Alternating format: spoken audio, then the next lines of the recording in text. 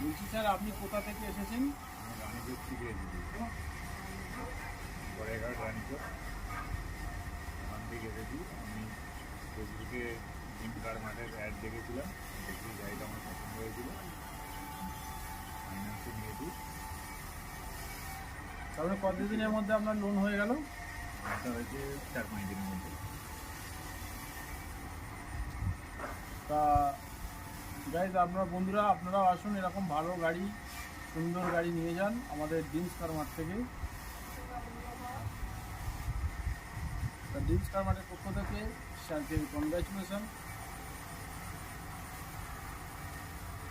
এরকম সুন্দর গাড়ি পেতে হলে চলে আসুন ড্রিমস কার মার্টে।